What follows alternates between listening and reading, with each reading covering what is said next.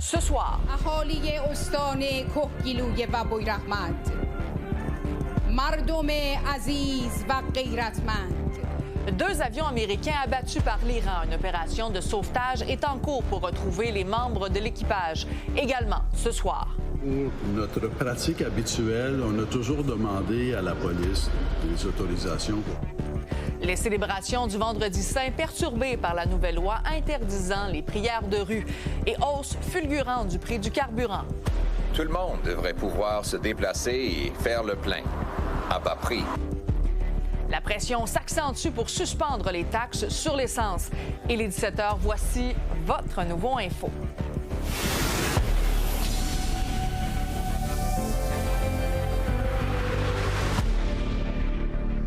Bonne fin de journée, bon vendredi. Est-ce qu'une limite vient d'être franchie dans le conflit au Moyen-Orient? Il y a 2 avions américains qui ont été abattus par l'Iran alors qu'ils étaient dans l'espace aérien iranien aujourd'hui.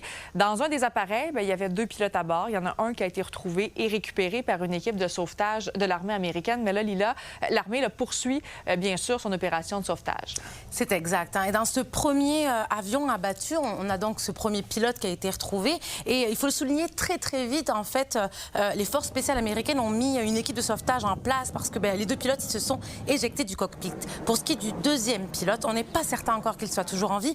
Il est encore en train d'être recherché. On a vu les images là d'un avion de recherche accompagné de 2 hélicoptères. L'avion, c'était un F-15 Strike Eagle, un avion de chasse utilisé pour envoyer des bombes et neutraliser des drones. C'est la première fois, Sabrina, depuis le début de la guerre, qu'un avion de chasse américain est abattu par des tirs ennemis. Et donc, pendant ce temps-là, il y a une chaîne affiliée à la télévision d'État iranienne qui a affirmé que la police offrait une récompense pour la capture des pilotes. 76 000 $ US. Ils ont fait appel à la population et sur le terrain, il paraît que ça bouge, que la population est impliquée. Ils cherchent en fait le dernier pilote. D'ailleurs, un 2e avion de combat, tu l'as dit, de l'armée américaine s'est écrasé dans le golfe du Persique. Et évidemment, les 2 hélicoptères dont je te parlais tout à l'heure, là, qui étaient avec l'avion de recherche, eux aussi ont été touchés. On a le président Trump qui a été informé de ce qui s'est passé. Il aurait dit à NBC que ces événements n'auraient aucun impact sur les négociations en cours. Et bien sûr, concernant tout ce conflit-là, il y a plusieurs infrastructures, notamment nucléaires, qui sont la cible toujours des frappes américaines. Oui, et c'est sur Truth Social, évidemment, qu'on apprend un peu comment ça se passe. Donc Donald Trump qui nous tient au courant et en disant « Notre armée, la plus grande et la plus puissante et de loin au monde, n'a même pas encore commencé à détruire ce qui reste en Iran.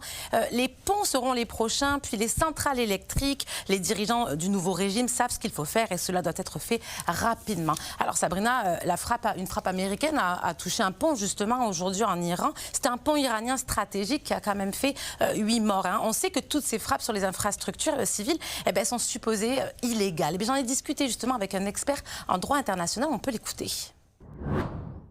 Même la menace est interdite en droit international. La menace d'utiliser l'arme nucléaire est interdite. La menace de mener des attaques indiscriminées sont interdites. Également, l'attaque est interdite lorsqu'elle porte sur des installations dangereuses. Le droit international humanitaire a bien spécifié comme exemple des installations dangereuses, les installations nucléaires. Mener des actes qui violent tous les principes du droit international et qui font peser le prix sur des populations civiles, que c'est inacceptable. Évidemment, Sabrina, il va falloir faire attention à tout ça parce que si ces frappes arrivent bel et bien autour des centrales nucléaires, il y a des risques radioactifs pour la population, donc à surveiller. Bien sûr, merci beaucoup, Lila. Bon week-end.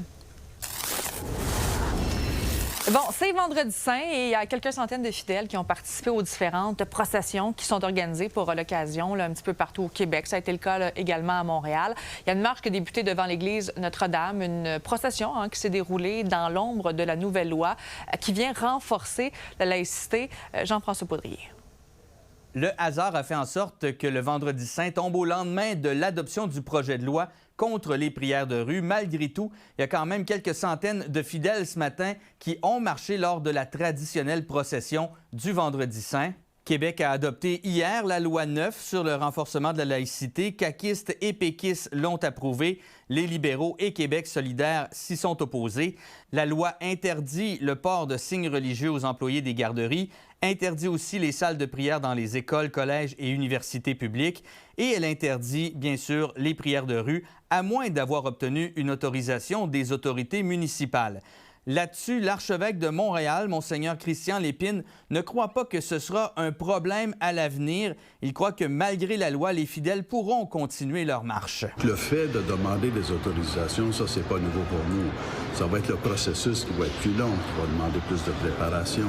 Mais le fait d'être... Parce qu'on croit en l'enjeu de la sécurité, que c'est important. Donc, on a toujours demandé des autorisations.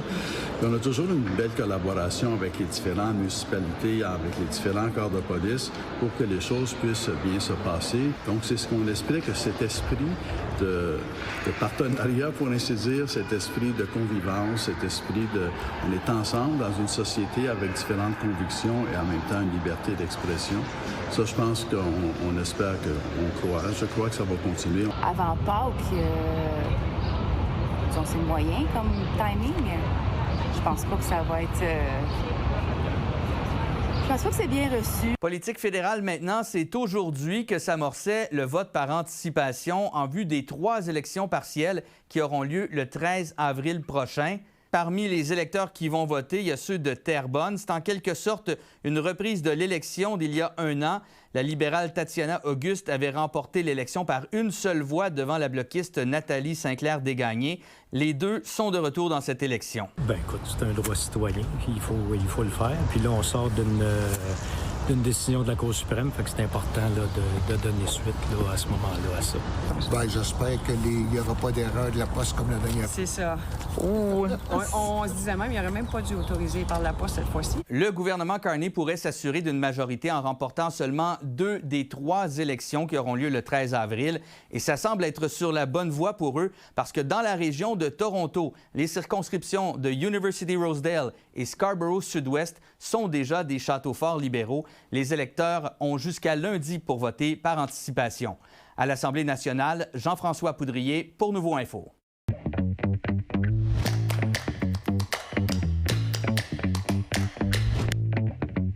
Salut Alain.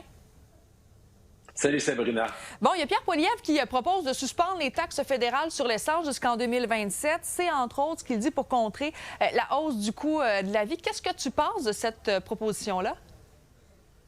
Bien, c'est clairement une proposition qui est audacieuse, il faut le dire, mais qui est aussi très populiste. Là. Pierre Poilievre surfe sur ce sentiment que nous avons tous qui est réel, que le coût de la vie est en augmentation avec la guerre en Iran. On le voit à chaque fois que les gens vont mettre de l'essence dans leur véhicule, mais aussi lorsqu'ils consomment des produits, parce que ça se répercute. Là, tous ces produits-là sont transportés par bateau, par train, par avion, donc on consomme de l'essence à chaque fois.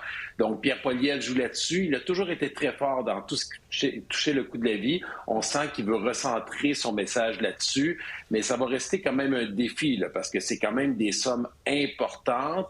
Il joue le tout pour le tout pour revenir dans l'actualité, là. Parce qu'on parle que le gouvernement, mettons, de Poilievre, pourrait se priver, c'est à peu près 5,25 milliards de dollars.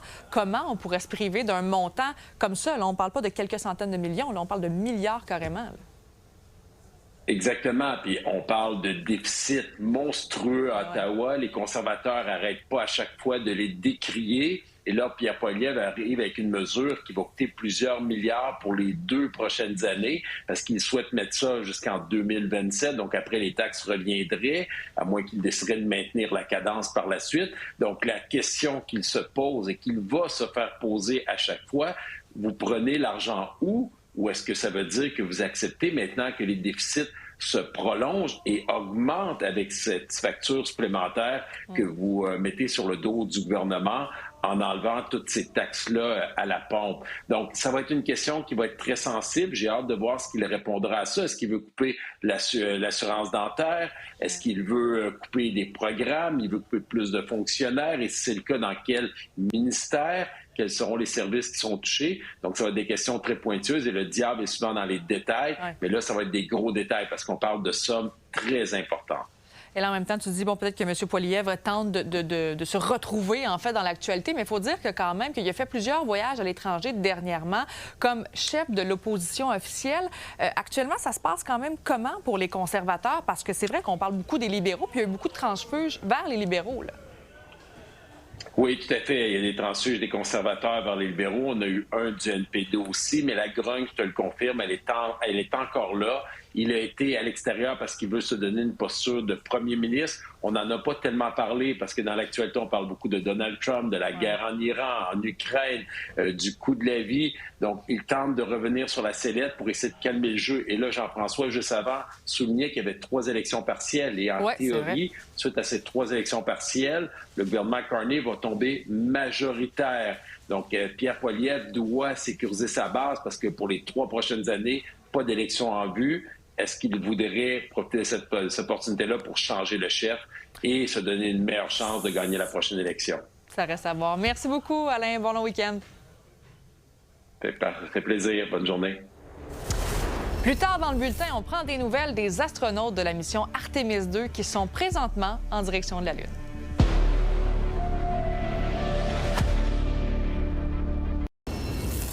Salut Alex. Salut Sam. Alors, des températures quand même assez douces aujourd'hui, dans une grande majorité du Québec. C'est dans ces moments-là quand même qu'on se dit, c'est le fun de sortir les manches courtes parce qu'on a très hâte de s'habiller en été. Mais dis-moi si je me trompe, mais on dirait qu'on est rapide quand même à enlever une couche là, au printemps, à se mettre en short, en gogoune, let's go. Là. Ben oui, ça vient pas de nulle part. Le fameux dicton « En avril, ne te découvre pas d'un fil », c'est qu'un 15 degrés en avril, c'est pas vraiment le même 15 degrés qu'en octobre. Pour vrai? C'est vraiment ça, mais c'est parce qu'on doit avoir hâte qu'il fasse chaud, j'imagine. On se dit comme 15, yes. Ben oui, c'est une des raisons où notre cerveau nous joue des tours un peu, là. C'est qu'on ressent souvent la température par comparaison avec ce qu'on vient de vivre. Au printemps, on sort de l'hiver. Cette année, en plus, on a vécu des températures froides depuis novembre. On a eu plusieurs moins 20 degrés. Ça a été un long hiver, on va se le dire. Notre circulation sanguine s'est donc ajustée à tout ça. Notre production de chaleur est différente aussi. Donc, au final, notre corps est habitué au froid. Donc, 15 degrés en avril, pour notre corps d'hiver, c'est quasiment une vague de chaleur. C'est pourquoi on est poussé à enlever une couche rapidement. À l'inverse, l'automne, on sort d'un été à 25, 30, 35 degrés. Le corps est habitué à évacuer la chaleur, pas à la conserver. Résultat, le même 15 degrés devient beaucoup plus frais. On veut s'habiller plus chaudement à l'automne. On a envie de s'en mitoufler à l'automne. Mais quand même, au-delà des perceptions, est-ce que le soleil a comme un rôle à jouer? Bien oui, le soleil a un rôle à jouer parce que plus on avance au printemps, plus le soleil devient fort. Par exemple, un soleil de mai est pratiquement aussi fort qu'un soleil de juillet. On a tendance à l'oublier. À l'automne, on ressent moins de chaleur. On reçoit moins de chaleur, en fait. Un autre point, c'est qu'au printemps, le soleil remonte rapidement dans le ciel. On reçoit plus d'énergie solaire. À l'automne, c'est l'inverse. Le soleil descend, il est plus bas. Et comme on peut le voir sur le graphique que je vous présente, là, en avril, l'angle des rayons du soleil, c'est le même qu'en août. Alors qu'en septembre, ça ressemble plutôt à l'angle de Mars. Donc, beaucoup plus frais en septembre que chaud, si on peut dire, en avril. Oui, puis sinon, aussi, en été, c'est plus humide. Est-ce que ça a un certain lien aussi? Ça a aussi un lien. C'est un point très, très important quand même, l'humidité de l'air, parce qu'au printemps, l'air est souvent plus sec. À l'automne, l'air est souvent plus humide. Et ça change quelque chose parce que l'air humide contient beaucoup plus de vapeur d'eau et l'eau est beaucoup plus efficace que l'air pour retirer la chaleur de notre corps. L'humidité va venir perturber la petite couche d'air chaud qu'on garde naturellement autour de notre peau, ce qui nous aide à conserver notre chaleur corporelle. Donc, à l'automne, on perd notre chaleur plus rapidement. Le froid est aussi plus ressenti à cause de cette humidité-là. Et bien, au printemps, l'air plus sec nous donne cette petite couche d'air-là qu'on conserve. Donc, on a tendance à retirer nos vêtements plus rapidement. Question de biologie, mais aussi de météo. Donc, on n'est quand même pas si fou que ça. On trouve que c'est comme un petit peu plus chaud au printemps. Merci beaucoup, Alex. Bon week-end. Bon, maintenant, il sera pratiquement impossible de vous procurer des fruits et des légumes dans les épiceries Métro et Super C au Québec. Pourquoi? C'est qu'il y a actuellement une pénurie de ces aliments, ce qui fait que les tablettes sont complètement vides. C'est en raison d'une grève de 550 travailleurs du centre de distribution de Laval. Il y a 300 épiceries qui sont touchées à travers la province. Et il faudra être patient parce que la grève déclenchée lundi est d'une durée indéterminée. D'ailleurs, on va en parler ce soir avec l'expert en agroalimentaire Sylvain Charlebois dans le bulletin de 22h. Et en cette fin de semaine de Pâques, il y a certaines personnes qui vont se présenter à l'église à Chambly, mais c'est pas pour assister à une messe. Ils iront dans l'ancienne église très 5 heures de Marie, transformée en lieu sportif pour jouer au pickleball. Les explications d'Éliott Tremblay. À Chambly, l'église très 5 heures de Marie a changé de vocation. Derrière ses murs, on entend maintenant le son d'une balle de pickleball. Mais en fait, on est dans l'église où j'ai été baptisée. Donc, c'est une église de Chambly qui va vivre une nouvelle vie. On inaugure 3 terrains de pickleball à l'intérieur de l'église très 5 heures de Marie. Donc, on a bien hâte de voir la réception de la communauté, mais c'est une belle réutilisation d'un espace très intéressant. Bien, on trouvait ça, moi, je trouve ça super intéressant. Tu sais, on trouve que les églises, c'est des bâtiments qui font partie de notre histoire, puis ils sont vides, tu sais. C'est vide, fait qu'on voulait récupérer puis donner un peu une deuxième vie à ces églises-là. En fait, il avait été envisagé d'avoir des studios d'enregistrement. Il y avait différentes options sur la table. Donc, on vient répondre plutôt à un besoin qui a été exprimé par la communauté. Là. Je pense que le pickleball est en montée fulgurante, fait que certainement qu'on va répondre à des amateurs. Le pickleball connaît une popularité fulgurante au Québec. En 2022, la Fédération québécoise de pickleball comptait 2500 membres. Aujourd'hui, ils sont plus de 12 000. Donc l'objectif des 3 propriétaires, c'est d'ouvrir d'autres centres Amen Pickleball à travers la province. Et le concept restera le même, un centre de pickleball dans une église. Mais l'idée, c'est pas d'effacer l'histoire du lieu, c'est de lui donner une nouvelle vie. Au niveau du design, travailler dans une église, c'est sûr qu'il y a des affaires et dans les configurations qui fait en sorte que je peux pas toucher à certains trucs parce que c'est soit en ruine ou peu importe. Fait que oui, il y avait des contraintes, mais je pense qu'on les a toutes contournées. Puis le plus possible, j'ai gardé l'original de la structure. On a conservé le bois. Quand on est arrivé ici, il y avait plein de bancs. La première réaction qu'on a eue, les 3 partenaires, on s'est regardé et on a dit, tu sais, il faut garder ce bois-là. C'est du bois qui... D'un, c'est du chêne, c'est solide. Puis on a voulu faire des rappels un peu partout pour faire des clins d'œil puis rendre hommage un peu à l'église. Ce qui est le fun dans mon design, c'est qu'on a gardé la plupart du mobilier original. Fait qu'on a transformé la plupart des bancs d'église. On a transformé ça soit en bar, soit en banquette. C'était vraiment important pour moi de le plus possible réutiliser puis de pas tomber dans l'achat. Fait qu'on a gardé cette essence-là.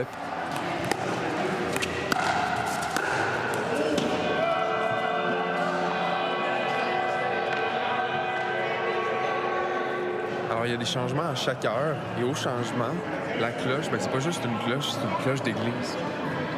On est vraiment dans la thématique. En fait, c'est important de garder le petit clin d'œil puis de rigoler autour de l'Église. Notre slogan, c'est « Et le 8e jour, Dieu créa le pickleball ». Fait que c'est important de rester dans cet univers-là un peu...